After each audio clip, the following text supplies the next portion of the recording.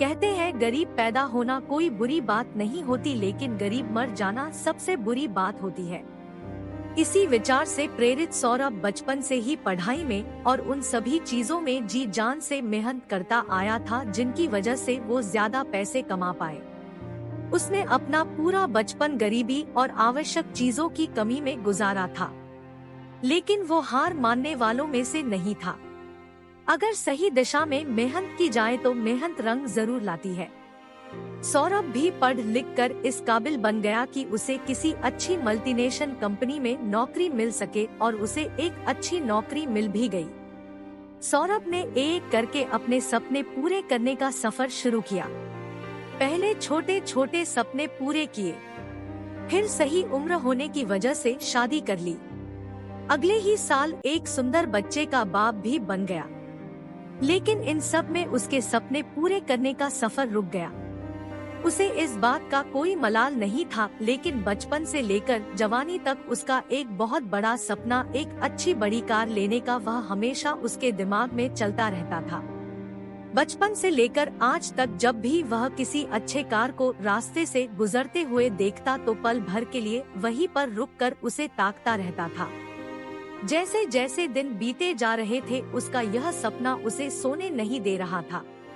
उसने इस सपने को पूरा करने की ठानी और थोड़े थोड़े पैसा जमा करना शुरू किए।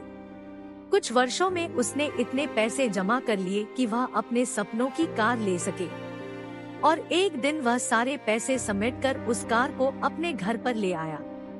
उस कार में बैठकर उसे लगता कि उसने जीवन में कुछ बड़ा हासिल कर लिया है। उसे जीत की संतुष्टि मिलती जो कुछ हासिल करने पर मिलती है। वो जितना प्यार अपने 5 साल के बेटे के साथ करता, उतना ही प्यार अपनी कार से भी करता था। हर दिन खुद अपने हाथों से कार को धोता और उसके है पार्ट को अच्छे से चेक करता। एक दिन वो अपनी कार को धो रहा था, साथ में उसके 5 साल का बेटा भी कार के आगे पीछे खेल रहा था। अचानक उसे कोई आवाज सुनाई दी। उसने कार के उस तरफ जाकर देखा जहां उसका बेटा कार पर पत्थर से खरोच रहा था। सौरभ को लगा जैसे उसका सर गुस्से से फट जाएगा। उसने बेटे को हाथ को काफी जोर से पकड़ा और उसे बुरा भला कहने लगा। बच्चा दर्द के मारे रोए जा रहा था, लेकिन सौरभ का गुस्सा शांत नहीं हो रहा था। 2-3 मिनट बाद जब उसने बच्चे का हाथ छोड़ा तो उसे समझ में आया कि ज्यादा जोर लगाने की वजह से बच्चे की हाथ की उंगली टूट गई। जैसे ही अपनी गलती का एहसास हुआ, वह अपने बच्चे को लेकर अस्पताल गया। बच्चे की उंगली टूट जाने की वजह से प्लास्टर बांध दिया। जब सौरभ अपने बच्चे को मिलने गया तो बच्चे ने पूछा कि पापा मेरी उंगली कब ठीक होगी। वो उसके सवाल का कोई जवाब नहीं दे सका और बाहर आकर अपने किए पर पछताने लगा।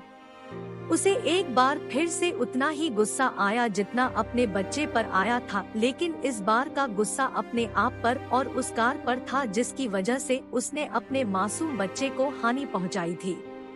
वो गुस्से को शांत करने के लिए पार्किंग में पहुंचा जहां पर अपनी कार लगाई थी। वहां जाकर कार पर लात घुसे बरसाने लगा। इसी बीच उसकी नजर गाड़ी के उस हिस्से पर पड़ी जहां पर उसके बच्चे ने पत्थर से कुरेद कर कुछ लिखा था। उसने जब ध्यान से पढ़ा तो वहां लिखा था आई लव यू पापा। उसे पढ़कर सौरभ की आरती और दिल दोनों रोने लगे। दोस्तों, ऐसी कहानी सुनने के लिए हमारे चैनल को लाइक करें, शेयर करें, सब्सक्राइब करें। Thank you so much.